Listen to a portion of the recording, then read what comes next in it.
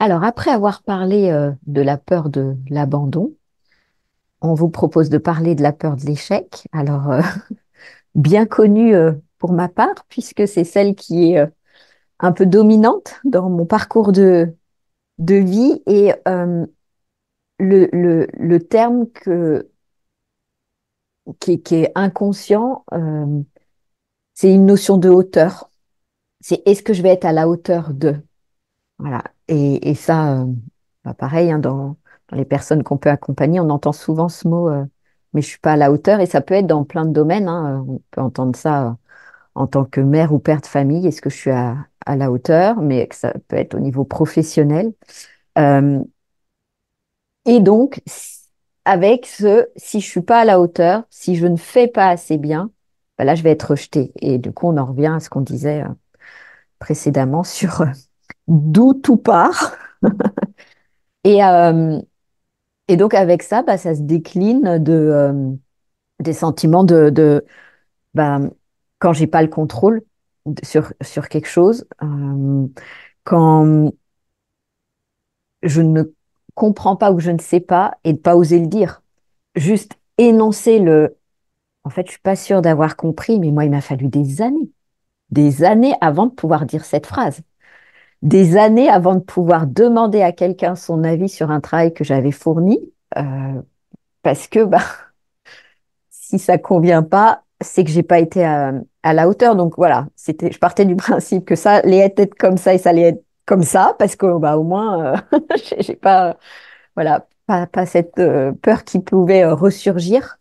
Euh, et donc bah, forcément peur de l'échec égale peur de l'erreur, peur de se tromper et donc peur d'entreprendre des choses qui pourraient mener à l'échec. Alors heureusement, hein, comme tu disais, quand on chemine, ça prend plus tout le dessus parce que oui, j'ai entrepris, oui, j'ai démissionné, donc on pourrait se dire, oula, mais voilà, ça a pu venir d'un cheminement intérieur qui a été fait, mais sinon c'était là et euh, de sentir que malgré le fait que oui, j'ai démissionné, oui, je me suis mise en auto-entrepreneur, il y a beaucoup de jours où on- il y a cette peur qui est là. Donc on fait malgré la peur, mais à quel prix? Et, et, et voilà, peur d'être dévalorisé, enfin voilà, de ne pas être pris au sérieux, qu'on ne comprenne pas, parce qu'il y a la peur de pas dire qu'on n'a pas compris, mais il y a la peur de ne pas être compris et que du coup l'autre nous rejette. Euh, Avec en toile de fond une forme mais si je montre mon authenticité, voilà, si je suis vraiment dans qui je suis, euh, et que ça fonctionne pas, donc qu'il y a un échec, bah rebelote. Est-ce qu'on va me rejeter? Est-ce que je vais toujours avoir le sentiment d'avoir le droit d'exister, etc., etc. Donc voilà, peur bien connue chez moi, euh, et qui entraîne naturellement certains fonctionnement, certains symptômes, hein. Le perfectionnisme en est quand même un majestueux de toute personne qui a cette peur de base-là.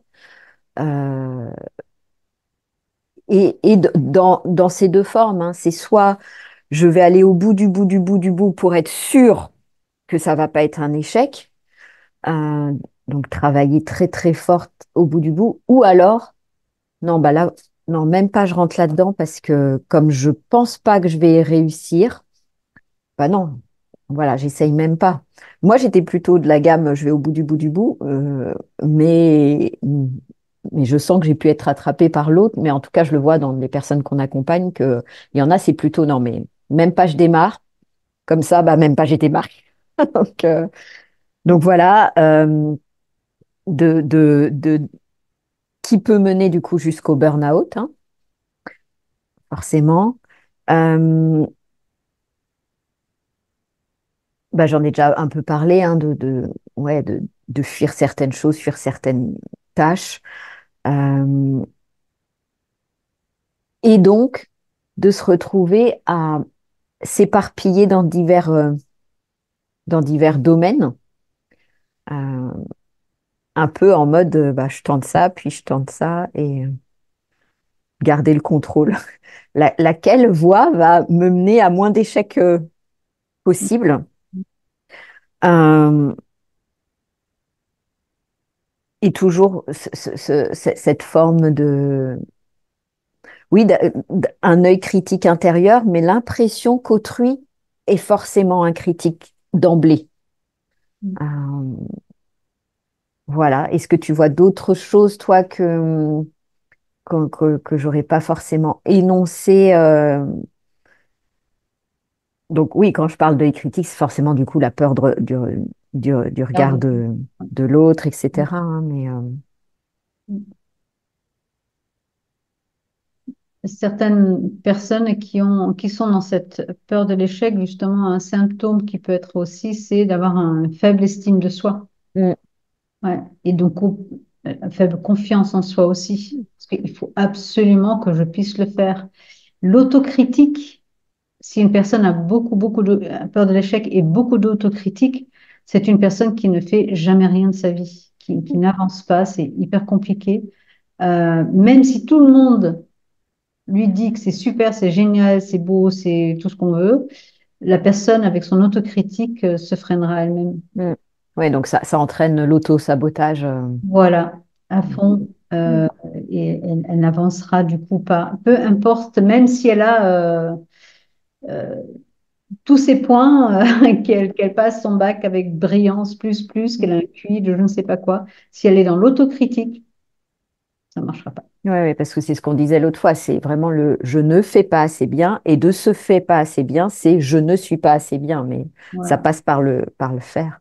tout à fait. Et, euh, et quand tu disais faible estime, etc., très souvent, ce qu'on peut noter, c'est une culpabilité énorme. Oui. Voilà. Quoi qu'il arrive, la personne se sent coupable de ce qui est arrivé. Mm. Euh, mm, Et du coup aussi pas intéressant, etc. Pas savoir quoi dire. Souvent, les personnes, soit ils vont essayer d'avoir un vocabulaire énorme pour pouvoir bien s'exprimer, soit ils vont chercher des mots et c'est juste difficile d'avoir un dialogue avec parce que ils trouvent justement pas les mots. Ils cherchent de trouver le bon mot pour bien expliquer que et ça peut être très compliqué d'avoir des conversations du coup avec ces personnes-là. Ouais. mm. Ouais, tout à fait, tout à fait.